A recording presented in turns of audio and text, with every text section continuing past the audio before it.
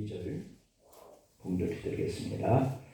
그러므로 다윗이 그곳을 떠나 아둘람 굴로 도망하매 그의 형제와 아버지의 온 집이 듣고 그리로 내려가서 그에게 이르렀고 환난당한 모든 자와 빚진 모든 자와 마음이 원통한 자가 다 그에게로 모였고 그는 그들의 우두머리가 되었는데 그와 함께한 자가 400명 가량이었더라. 아멘. 신앙의 본입이는 스승이라고 하는 의미로 오늘 말씀을 통해서 은혜를 나누겠습니다. 그 찬양대 특성으로 하나님께 영광 드리는 시간입니다.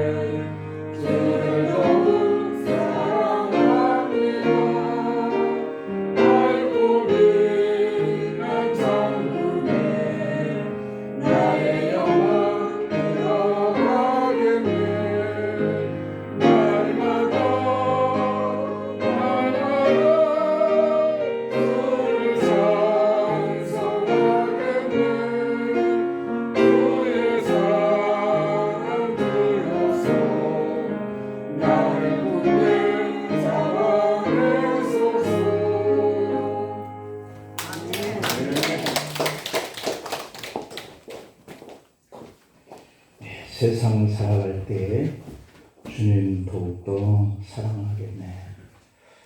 우리가 날이 가면 갈수록 우리 신앙이 더욱더 무르익어 우리 주님의 나라를 더 사모할 수 있기를 바랍니다. 방금 4절 가사처럼 밝고 빛나는 저 천국에 우리 모두 다 들어갈 날이 올 줄 믿습니다.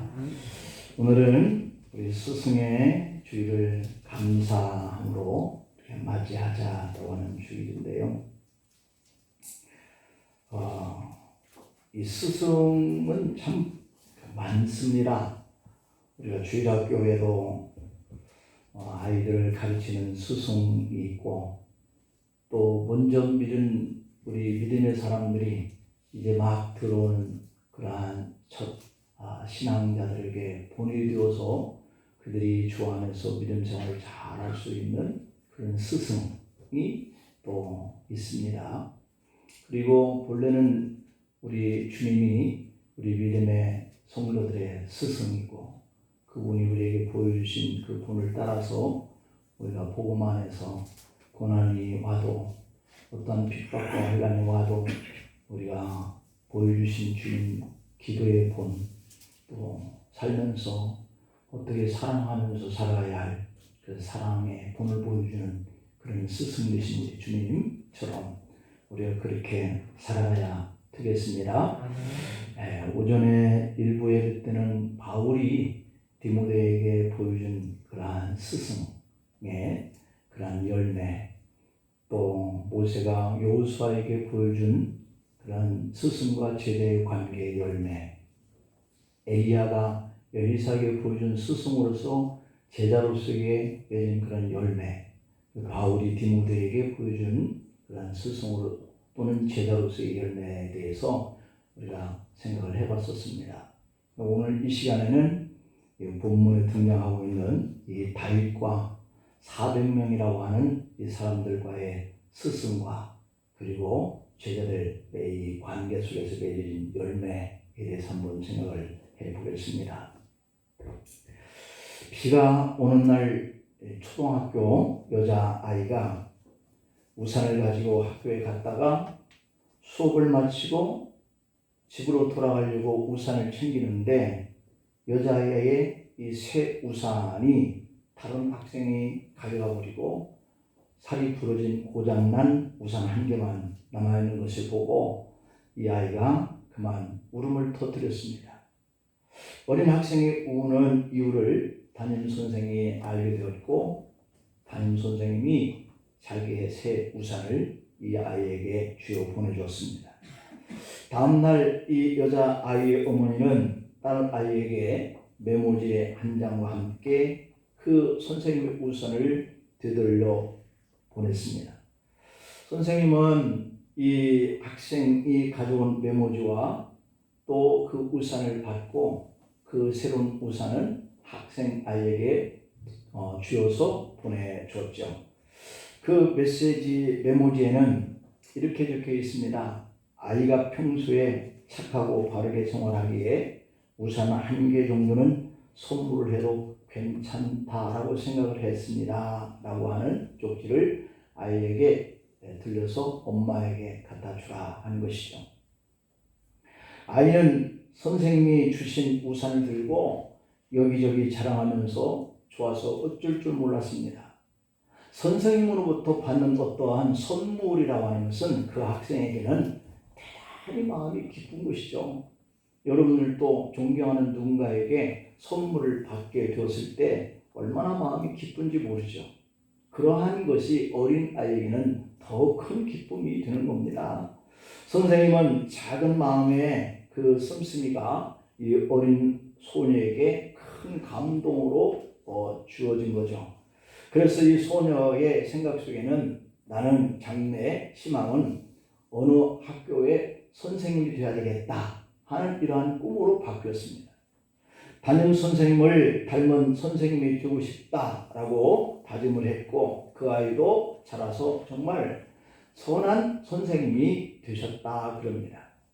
부산의 한 중학교에 사제관계로 인연을 맺은 A군이 있는데 그가 25살에 건장한 청년이 되어서 그 은사인 박 선생님에게 나타났습니다. 제자가 이렇게 세월이 많이 흐른 이후에 선생님을 찾아왔으니 그 선생님이 얼마나 기뻤겠습니까? 잊지 않고 자신을 찾아온 제자가 반갑고 그렇게 해서 정말 대견하게 생각을 했는데 이 박 선생은 A군에게 그래서 저녁도 사주고 대학 생활을 이렇게 응원을 해주기에 이르렀습니다. 웃으면서 해진 이 A군이 다급한 목소리로 박 선생님에게 전화를 걸어온 그날부터 한 달 뒤 일본으로 졸업여행을 가는데 엄마로부터 돈을 못 받았다. 선생님이 먼저 좀 보내주시면 다음 주 월요일에 바로 보내드릴게요 하는 이 말에 박 선생은 아무런 의심도 없이 A군에게 30만 원을 송금해 줬습니다. 그러나 그것이 바로 이 A군과의 박 선생님과의 마지막 통화였다고 하는 것이에요. 수년 전 일이지만 아직도 울먹이면서 그때를 떠올렸던 이 박 선생은 차라리 30만 원이 아니라 3천만 원을 가져갔었더라면 이렇게 비참하지는 않았을 것이다. 선생님과의 추억이 그것밖에는 안 되는 것 같아서 너무 속이 상해서 눈물이 다 났다라고 그럽니다. 박 선생은 이후에 자신의 휴대전화에 저장되어 있던 이 300명의 제자 전화번호를 대부분 다 삭제해버리고 말았다 그럽니다. 5월 스승의 날을 맞이해서 시도 교육청에 스승 찾기 서비스 사용자가 급증하고 있는데, 정작 교사들은 제자들이 선생님에 대해서 관심을 갖고 그 전화를 해오는 것에 대해서 난색을 표하고 있다라고 그럽니다.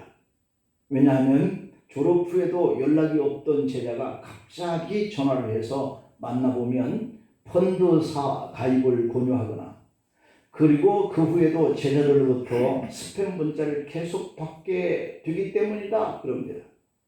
선생님을 상대로 영업을 하거나 뜻대로 안 되면 폭언까지 해대는 요즘의 그 제자들, 그들이 선생님 찾기라고 하는 그러한 슬로건에 따라서 자신에게 전화가 걸려올까봐 두렵기까지 하다라고 하는 겁니다. 세상을 떠들썩하게 만들었던 지존파 두목 김구한, 이 사람은 어려서부터 집이 몹시 가난했다 그러죠. 그래서 미술 시간에 크레파스조차 챙겨가는 이 일조차 할 수 없었다 그래요. 그러자 매번 미술 시간 때마다 이 아이가 준비물을 갖춰오지 않기 때문에 담임 선생은 두 눈을 부릅뜨고 도대체 이번이 몇 번째냐 라고 하면서 책망을 하고, 또 심한하게는 이 아이에게 도둑질을 해서라도 준비물을 준비해갖고 와 이렇게 하면서 머리를 쥐어박고 이렇게 했다는 겁니다. 훔쳐서라도 준비물을 준비해와 라고 하면서 그 많은 아이들 앞에서 창피를 당한 이 김교환은 어렸을 때부터 자기에게 뭔가 필요하면 훔쳐도 되는 것인가 보다 하고 도둑질, 강도질을 일삼았다라고 하는 거예요. 김교환이 나이 25세 때에 이 지존파 일당 7명과 함께 1994년에 5명을 연쇄살인한 이 사건은 정말 유명한 사건이 되었던 것을 우리는 잘 기억합니다. 그리고 결국 그는 1995년에 사형을 당했는데요. 이 살인마로 알려진 이 지존파 두목인 이 김교환은 최후의 진술에서 이런 얘기를 했습니다. 초등학교 때 선생님의 말 한마디가 나의 인생을 바꿔놨다라고 말했다는 거예요. 결국 이 아이들의 인성이라고 하는 것은 선생님은 어떤 선생님이냐라고 하는 것이 그 아이의 마음속에 박히는 것, 이것이 결국 그 선생님으로 인해서 이 제자들은 수양되어 간다라고 하는 것을 알 수가 있다는 겁니다. 가정에서 부모님들과 교회에서 선생님들은 어린 아이들에게 훌륭한 선생님이 되어주셔야 한다라고 하는 것을 정말 깨닫게 해주는 그런 한 일화죠. 부모와 성도들, 존경하는 선생님과 또 훌륭한 제자 관계로 만드는 그런 분들이 있는 곳에는 정말 가슴 벅찬 그런 희망이 있어야 할 줄로 믿습니다. 우리나라에 좋은 선생님들이 계시기에 우리는 참 행복한데요. 우리 교회도 좋은 선생님들이 많아지면서 이 교회에 나오는 이러한 신앙인들이나 또 어린아이들, 학생들에게 이러한 희망을 줄 수 있는 그러한 선생님들이 다 되어야 할 줄로 믿습니다. 오늘 이 본문의 배경을 보면 다윗이 사울에게 쫓겨서 도망치고 있는 상황입니다. 그런 중에 도움을 준 사람들이 다 죽임을 당하고 다윗은 이웃 블레셋 나라로까지 도망을 칩니다. 다윗은 블레셋 땅에서도 있을 수가 없어서 결국 광야의 아둘람 굴로 피하여 있었을 때입니다. 그런데 다윗이 그곳에 숨어 있다라고 하는 이 말을 듣고 400여 명의 사람들이 그곳으로 몰려왔습니다. 자, 그렇다면 이 아둘람 굴까지 따라온 그 사람들이 누굴까라고 하는 우리가 물음을 가져볼 수 있죠. 오늘 본문 2절의 말씀에 보니까 그 사람들은 환난 당한 자들, 그리고 빚진 자들, 그리고 원통한 자들, 이들이었습니다. 이들이 다윗이 숨어 있다고 하는 이 아둘람 굴 속에까지 찾아온 거예요. 자, 이들은 원통한 자, 환난당한 자, 빚진 자 이런 사람들이기 때문에 절대로 하나 둘 수 없는 사람들이 한 곳에 모였다라고 하는 것을 깨달을 수가 있죠. 이 400명의 사람들이 사울의 왕권을 무너뜨리고 다윗의 왕조를 창출해낸 주동 세력이 되었다는 데는 정말 놀라운 일입니다. 다윗을 위해서 생명을 걸고 싸운 사람들이죠. 단지 정권 창출하는 그러한 세력만으로서가 아니라 메시아가 오실 다윗의 왕조의 나라를 건강한 정치와 경제와 사회가 되도록 이끌었던 사람들이 바로 이 400명의 사람들이라는 거예요. 나중에는 다윗의 아들 압살롬의 반란으로 많은 엘리트들이 압살롬에게 합류해 갈 때에도 이 끝까지 다윗의 왕조를 지키고 다시 회복할 수 있는 주체가 바로 이 400명의 사람들이었습니다. 환난을 당한 자들, 빚진 자들, 마음이 원통한 자들이 마음에 상처가 커서 오합지졸일 수밖에 없었던 이 400명이 어떻게 정권을 창출하고 나라를 다스리고 위기가 올 때마다 한 마음으로 하나님의 뜻을 이루는 사람들이 되었을까라고 하는 그러한 의문을 우리가 생각해 볼 수 있는 시간이 되기를 바랍니다. 아둘람 굴에 모인 사람들이 바로 이러한 사람들인데 이러한 사람들을 통해서 다윗이 그들에게 무엇을 가르쳤기에 이들은 또한 다윗을 통해서 무엇을 배웠기에 그렇게 놀라운 일들을 해냈을까라고 하는 겁니다. 그 첫째가 새 역사의 비전을 만드는 교육의 현장을 보았기 때문이다. 새로운 역사를 만드는 교육의 현장을 이들이 다윗을 통해서 배웠다라고 하는 거예요. 오늘 본문 2절에 다시 한번 볼까요? 환난당한 자와 빚진 자와 마음이 원통한 자가 다 그에게로 모였다라고 했습니다. 그러면 여기서 환난당한 사람들, 이 사람들은 어떤 사람들일까요? 틀림없이 인생살이에 평안함이 없는 그런 사람들일 겁니다. 그래서 이 땅에서는 희망을 두고 싶어도 둘 수 없는 이러한 억울한 사람들일 거예요. 성경의 오늘을 보니까 사울 왕의 포악함 그것으로 인해서 정치적으로 고통을 당하고 있던 사람들이라고 되어 있습니다. 그러니까 정권의 권력자가 잘못 세워지면 이러한 백성들이 고통을 당하고 억울한 일을 경험하게 되어지는 이런 사람들이 많이 나온다라고 하는 사실이죠. 또 빚진 자들이라고 하는 것은 나라의 경제나 시스템이 구조적으로 잘못되어져서 빚을 질 수밖에 없었고 또 그 빚 때문에 가족이 해체되어서 도망다니는 등 보금자리를 잃어버린 이런 사람들이 바로 이 빚진 자들이에요. 그리고 마음이 원통한 자는 한나가 자식이 없어서 원통할 때에 사용되었던 그 단어와 똑같은 단어를 쓰고 있거든요. 다시 말하면 호소할 데도 없고 자기 자신을 알아주는 사람도 없고 어디 가서 표현할 곳도 없는 그런 형편에 놓인 이러한 사람들, 한마디로 상처받은 사람들입니다. 이렇게 상처받은 사람들, 원통한 사람들, 어떠한 곳에 정착할 수도 없이 빚을 많이 또하는 사람들이었기에 이러한 사람들을 건드리기만 하면 그 상처가 다시 튀어나와서 뭔가 자신의 어떤 그 옳지 못한 이러한 일을 행동으로 옮길 수 있는 이러한 사람들이죠. 마치 이렇게 김교환 같은 이러한 행동을 저질 수 있는 이러한 조건을 갖춘 사람들인 거죠.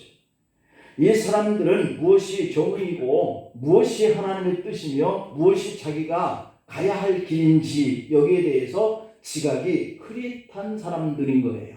그러니까 판단력이 잘 형성되지 못한 이런 사람들이 되는 것이죠. 자칫 마음에 상처만 건들면 모든 판단력을 상실한 사람들, 자기의 상처를 폭발시켜서 분노와 복수심으로 달려갈 사람들, 이런 사람들이죠. 생각해보면 착하고 순한 사람들과 함께 살아가는 것도 매우 불안하고 경계해야 하는 그런 힘든 세상에 우리가 살고 있잖아요. 그런데 이렇게 준비가 된 사람들을 교육시키는 것도 보통 어려운 일이 아닌 세상인데 마음이 삐뚤어지고 세상에서 더 이룰 것도 없다라고 하는 생각을 가지고 있는 이런 사람들, 폭력적인 삶을 사는 사람들이 이 아둘람 굴에 다 모였으니 사실 이 아둘람 굴이야말로 절망의 어떤 현장이다, 그런 장소다라고 말할 수가 있겠습니다.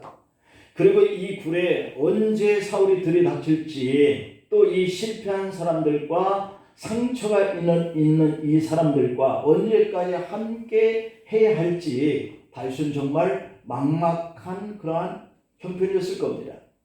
그런데 아둘람 굴에 있었던 그때 다윗의 심정을 가장 잘 표현하고 있는 시가 시편 57편과 시편 142편이거든요. 이 시편의 내용을 보면 그 당시 다윗이 얼마나 절망감에 사로잡혀 있었는지 시편 142편의 4절에 보면 이렇게 표현하고 있어요. 오른쪽을 살펴보소서. 나를 아는 이도 없고 나의 피난처도 없고 내 영혼을 돌보는 이도 없나이다 라고 이렇게 절교를 하고 있는 것을 볼 수 있습니다. 아무리 사망을 둘러보아도 다윗의 패는 없었다라고 하는 그런 때예요. 외로운 도망자의 아픔을 고스란히 느낄 수 있는 그러한 구절이죠. 그뿐만 아니라 다윗을 찾아서 모인 사람들 역시 세상의 희망이라고는 전혀 보이지 않기에 이렇게 절망하고 있는 사람들이 다윗에게 몰려오는 겁니다. 그럼에도 불구하고 이 절망과 한숨의 자리에서도 다윗은 결코 주저앉지 않았다라고 하는 겁니다. 시편 57편 7절에 보면 그는 오히려 이 절망 가운데 속에서 이렇게 부르짖어요. 하나님이여, 내 마음이 확정되었고 내 마음이 확정되었사오니 내가 노래하고 내가 찬송하리라. 무엇을 해야 할지를 자기가 이제 알겠다라고 하는 그러한 고백이죠. 자신의 마음이 확정되고 확정되었다라고 이렇게 고백하고 있습니다. 여러분, 이때 다윗의 마음이 확정되었다라고 이렇게 고백한 뜻이 무엇이었을까요? 이 말은 확고부동하라 라고 하는 이런 뜻인데, 하나님을 향한 이 다윗의 믿음이 견고하다 이런 뜻이기도 해요. 다윗은 지금 쫓겨가고 있고 어디에 가야 사울에게서 보호를 받을 수 있는 것인지 알 수 없는 이 절망적인 형편에 있었음에도 불구하고 그는 좌우로 뒤돌아봐도 자기가 위로받을 수 있는 사람 하나 없는 이런 형편인데도 불구하고 자기는 하나님을 향해서 확고부동합니다. 두려울 것이 없습니다 라고 고백을 하고 있는 것이거든요. 우리가 이런 신앙을 본받기를 바랍니다. 그러니 이 절망의 한 복판에서도 심령 속에서 찬양이 훈련한 겁니다. 우리가 하나님을 향해서 믿음이 확고하면 어떠한 환경 속에서 우리의 입술에서 찬양이 나올 수가 있어요. 우리 그리스도인들은 세상을 사랑하는 자가 아니지 않습니까? 절망의 환경 속에서도 하나님을 신뢰하기 때문에 이러한 형편 속에서 입술로 찬양을 할 수가 있는 거예요. 눈에 보이는 세상에 큰 기대를 걸고 인생을 투자하는 이러한 자가 아니라서 고통의 환경 속에서도 찬양을 할 수가 있어야 돼요. 언제든지 주어지고 누리고 있는 것들을 다 두고 내가 너를 부르면 올라가야 하는 그러한 존재가 바로 믿음의 우리 식구들의 존재성 아니겠습니까? 우리는 이미 성령을 체험하고 보이지 않는 영원한 하늘에 소망을 두고 살아가는 나그네이기 때문에 사람들을 두려워하지 않고 구조적인 이러한 열악한 원통하고 억울한 환경을 두려워하지 않고 하나님을 바라볼 수 있어야 할 줄로 믿습니다. 그러므로 다윗은 기뻐하는 이 어둠의 자리 속에서도 하나님 앞에 찬양하는 그 본을 이 모여진 400명에게 보였다라고 하는 거예요. 그러니 그들의 마음이 얼마나 위로가 되었겠어요. 이 원통하고 빚진 자, 우리의 심령 속에 다윗이 보여준 그 절망 가운데 속에서도 주님을 찬양하는 이 모습이야말로 그들에게 각인이 되었을 것이다 라고 하는 생각을 가져보면서 이 400명의 절망의 사람들도 다윗이 그 절망 가운데 하나님을 바라보면서 자기 마음은 하나님을 신뢰하고 믿음을 갖는 것을 확정하고 확정했다라고 하는 이런 본을 보인 것처럼 오늘 우리들도 어떤 환경 속에 있든지 이러한 믿음의 확고함을 주님 앞에 우리가 가져야 할 줄로 믿습니다. 그 다음에 두 번째로는 이 아둘람 굴에서 400명에게 앞으로의 꿈을 보여줬다라고 하는 점이 바로 다윗이 400명에게 가르쳐준 스승의 본이에요. 자, 무엇보다도 다윗은 400인의 스승으로서 삶이 절망적일 때 그 절망의 자리 속에서 미래의 꿈을 꾸는 것을 보여줬다는 거예요. 우리가 가정 안에서 삶을 살면서도 부모들이 늘 한숨이나 쉬고 낙심이나 하고 늘 싸우기나 하고 그러면 그 자녀들이 그 부모를 보면서 무슨 희망을 갖겠습니까? 어떠한 소망이 생기겠습니까? 어떠한 미래의 꿈을 꾸기 위해서 공부에 열심히 해야 되겠다 이런 마음을 갖겠습니까? 그런데 그러한 여러 가지 실패와 그런 억울하고 고통스러운 환경 속에서도 부모님들이 모일 때마다 우리 함께 하나님께 예배드리자, 그리고 예배드리고 이렇게 힘들 때 우리 기도하자, 기도하고 내일이 있으니까 오늘 실패한 것을 거름 삼아서 우리가 더 열심히 노력하자, 이런 것들을 자녀들에게 보여주는 이러한 본의 스승인 부모를 뒀다면 이 자녀들은 필경 자신들도 더 열심히 해야 되겠구나. 이렇게 어려울 때 부모님들이 우리를 이렇게 가르치는데 그 힘이 우리가 열심히 공부하는 데 있겠지 라고 노력하면서 희망을 가져주지 않겠습니까? 다윗의 그 믿음을 그들에게 보인 것은 그들이 다윗을 신뢰할 뿐만 아니라 그 열악한 환경 속에서도 그들에게 뭔가 희망이 생기기 시작했다는 거예요. 다윗을 따르게 했던 바로 큰 요인인 거예요. 400인의 사람들은 다윗과 같은 꿈을 가지고 힘들고 어려운 도피 생활 속에서도 다윗을 배신하지 않습니다. 이런 것이 가능했던 그 이유는 단순히 다윗이 그들을 교육하고 훈련하는 것만으로 되지 않아요. 사람이 싫어지면 훈련을 받고 명령을 받아도 그 자리를 도망치는 이런 사람들이 생기지 않았겠어요? 그런데 이때의 배경으로 쓴 대표적인 시가 시편 57편 142편이라고 말씀을 드렸는데, 이 두 시편을 보면 다윗이 그들에게 두 가지의 귀한 삶을 본을 보입니다. 하나는 하나님을 신뢰하는 신앙의 본이에요. 이것이 바로 시편 57편에 잘 나타나 있는데, 다윗은 그 절망의 순간에도 하나님을 찾아 기도했다라고 하는 본을 보이죠. 그는 신앙인으로서 경건하게 살아가는 이 모습을 소홀히 하지 않았다는 거예요. 그리고 다윗은 말씀과 기도의 삶을 최우선으로 사는 것을 보입니다. 다윗이 피난길에서도 하루의 일과를 기도로 시작합니다. 시편 57편 8절을 한번 보면 내 영광아 깰지어다, 비파야 수금아 깰지어다, 내가 새벽을 깨우리로다, 이렇게 얘기하고 있어요. 내가 새벽을 깨우리로다 라고 할 때 히브리어로 이 새벽을 오르라고 얘기합니다. 오르라고 하는 단어인데요, 이 오르라고 하는 이 단어의 뜻은 빛나다 라고 하는 뜻입니다. 그러니까 새벽은 햇볕이 빛나고 이슬이 빛나고 총명이 빛나고 영성이 빛나는 바로 그러한 시간인 거예요. 오늘 본문을 보면 다윗 왕도 새벽의 사람이었습니다. 다윗이 왕이 되기 전에 베들레헴에 양을 치던 목동에 불과했습니다. 양은 본래 야맹증에 있어서 어두워지면 움직이지를 잘 못한다 그래요. 그래서 목자들은 해가 지기 전에 양들을 모아서 우리 속으로 인도해서 쉬게 하고 다음날 해가 뜨는 이른 아침 다시 데리고 나가야 한다 그럽니다.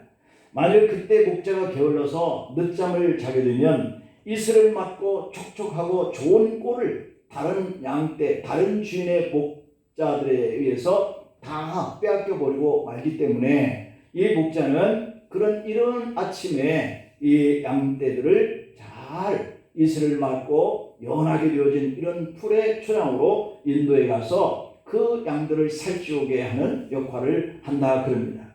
그래서 목자는 부지런해야 하고 아침에 일찍 일어나야 한다는 것이죠. 그런데 다윗은 새벽을 깨운 삶을 통해서 하나님께 꿈을 두고 기도하는 이 경건한 모습을 바로 이 400명의 사람들에게 보였으니 다윗은 정말 훌륭한 스승입니다. 다윗의 특기는 수금 연주였는데 그는 매일 새벽에 일어나면 수금을 연주했습니다. 그의 수금의 연주라고 하는 것은 정말 아름답게 울려 퍼져서요, 사람들의 심금을 울리기도 했고 사울에게 들어있던 그런 악귀들도 물리치게 하는 놀라운 그러한 솜씨였어요. 비록 그는 지금은 어쩔 수 없이 도망자가 되어 있지만 이 굴속에서 함께한 이 400명에게 세상에서 원통하고 절망하는 사람들에게 어떤 것이든지 포기하지 않고 될 대로 되라는 식으로 자포자기 삶을 살아서는 안 된다라고 하는 것의 스승인 것이죠. 오히려 다윗은 그들에게 새벽을 깨우면서 하나님께 꿈을 가지고 기도하는 모습을 보여주면서 그들에게 소망을 불태워준 겁니다. 그래서 다윗은 이 절망의 사람들에게, 원통한 사람들에게, 슬프고 억울한 인생을 살아온 사람들에게 소망은 하나님께 있다라고 새벽을 깨워서 그들이 하나님 앞에 기도하게 하는 모습을 보여준 것이죠. 새벽을 통해서 400명의 다윗을 따르는 사람들이 희망을 가지고 기도에 동참한 겁니다. 그런 절망스러운 인생 앞에서도 굴하지 않는 본을 보여준 참된 스승으로서 절망하는 한 시대를 축복의 통로로 만들기 위해서 새벽을 두드렸던 겁니다. 여러분, 새벽을 깨우시길 바랍니다. 희망이 있습니다. 한국을 방문했던 빌레그람 목사님이 나는 세계를 순회하면서 가장 인상 깊게 감동을 받은 몇 나라가 있다라고 기억을 하면서 그 나라들이 가지고 있는 특색을 하나하나 말을 해줬다 그러는데요. 한결같이 아침의 나라였다라고 이렇게 얘기를 해요. 빌레그람 목사님이 몇 나라의 인상 깊은 이야기를 이렇게 얘기합니다. 그가 캐나다에 갔을 때 아름다운 새소리와 함께 눈을 떴는데 캐나다는 정말 자연이 아름다운 나라였다라고 감유를 수료했습니다. 두 번째는 일본에 갔을 때 일본 사람들이 출근하는 요란한 발자국 소리와 아침이 돌아가는 공장의 엔진 소리와 함께 눈을 떴다라고 감유를 수료했습니다. 그래서 일본은 경제 대국이요 발전하는 나라가 되었다라고 하는 것을 기억하고 있다라고 하는 이야기죠. 세 번째는 빌레그람 목사님이 동방의 작은 나라 한국에 갔을 때 고요한 새벽 기도회를 알리는 교회의 종소리, 교회 가는 성도들의 발자국 소리에 나는 눈을 떴다라고 감유를 수료하면서 이 시대의 마지막 종말의 시대를 살아가는 우리에게 영적인 잠을 깨우는 함성이 한국 교회에서부터 시작됨을 알 수 있었다라고 감유를 수료했습니다. 오늘 본문은 짧은 두 절로 끝났지만 아둘람에서 다윗과 함께 사백인들의 삶은 다윗의 역사가 끝날 때까지 함께 했다라고 하는 겁니다. 성경은 이들의 관계를 다윗과 다윗의 사람들이라고 하는 말로 강조하고 있는 것을 볼 수 있습니다. 여기서 함께한 사람들이 결국 통일 이스라엘의 주역이 되었고 다윗의 왕권의 핵심 인물들이 되었습니다. 이들은 압살롬의 반역 때에 끝까지 다윗의 곁을 지켰습니다. 마지막 반란군과 싸워 이길 때에도 승리의 역할을 했습니다. 특히 사무엘하에 보면 다윗의 3대 명장과 30명의 용장들이 공적에 실려 있었을 때 바로 이들 모두가 아둘람 굴의 보물로 다윗과 함께 했던 사람들이었다라고 하는 거예요. 성경은 이들이 다윗과 목숨을 건 사랑으로 묶여 있음을 강조하고 있습니다. 여러분, 우리가 하나님의 교회를 세워가고 새벽을 깨우는 믿음의 사람이 되면 목회자를 중심으로 모은 성도들이 이와 같이 역사를 바꾸고 교회의 흐름을 바꿀 수 있게 될 줄로 믿습니다. 처음 사례인들의 인생은 뭔가 삶이 뒤틀린 사람들이었고 그 상처로 인해서 마음이 삐뚤어진 사람들이었습니다. 그래서 툭하면 원망하고 불평이 터졌고 그래서 약하고 허무리만하는 그런 사람들이었습니다. 이런 사람들이 자기 힘으로는 그 무엇인지를 해낼 수 있었겠습니까? 그런 그들이 하나님을 신뢰하고 하나님 앞에 소망을 두고 매일매일 새벽을 깨우는 믿음의 사람, 기도의 사람 다윗을 만났기 때문에 그들의 운명이 바꿔졌습니다. 그들은 그런 다윗의 삶을 본받았고 다윗의 신앙을 배우더니 마침내 강한 자로 귀한 자로 쓰임을 받도록 거듭났습니다. 다윗의 가르침이 큰 신뢰감을 주었고 그가 보이는 본을 보면서 감동을 받아 평생 동안 따르면서 충성된 인물들이 되어 역사를 바꾼 것이죠. 많은 사람들이 다윗의 곁을 떠날 때도 이 400명의 사람들은 끝까지 다윗을 배반하지 않는 훌륭한 신하들이 되어 주었다라고 하는 겁니다.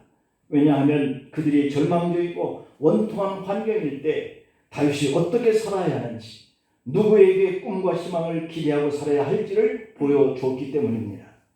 우리 자녀에게 가장 좋은 스승은 부모님과 믿음의 스승들의 행동을 보여주는 삶인 것이죠. 사백이 다윗에게 함께 하면서 다윗이 이 400명에게 보여준 이 믿음의 모습처럼 우리가 자녀에게 믿음의 스승이 되고 꿈과 희망을 하나님께 두는 모습을 보여주면 이 자녀는 분명히 역사를 바꿀 훌륭한 인재가 될 겁니다. 절망의 환경과 상처받아 원통한 마음을 가진 사람들을 바꾸자는 이 다윗과 같은 믿음의 스승이 가정에서 부모로부터 시작되고 교회에서 먼저 믿은 성도로부터 시작된다는 사실입니다. 다윗이 좌절과 절망의 때 의지하고 신뢰했던 바로 그 하나님, 우리 영원한 스승은 구원의 길을 몸을 던져서 가르쳐 주신 우리 예수님이신 줄 믿습니다. 다윗이 수금을 타면서 찬양했던 그 하나님, 다윗이 새벽을 깨우면서 기도로 꿈을 키우게 했던 그 하나님, 그야말로 그 예수님이 우리의 꿈도 주고 희망도 주고 사랑도 주신 줄로 믿습니다. 우리의 참된 스승이죠. 여러분, 새벽을 깨우는 믿음의 모습을 여러분 자녀에게 보내줘 주시기를 축복합니다. 그 새벽을 깨우는 여러분의 모습을 본 이 자녀들은 앞으로 절망적인 환경을 만나도, 어떤 슬픔의 원망과 불평의 때를 만나도, 삶을 포기해야 할 그 절박한 순간을 만났을 때에도 그들은 희망과 소망은 이것들에 있는 것이 아니라 하나님께 있다라고 그들은 찬양하고 기도하는 그러한 성공적인 자녀가 될 줄로 믿습니다. 그 자녀들을 믿음의 사람으로 하늘에 소망을 주고 이 땅의 역사를 바꿀 귀한 인재가 되기 위해서 오늘 우리는 그들에게 멋진 참된 스승이 되어주기를 간절히 축원합니다. 기도하시겠습니다.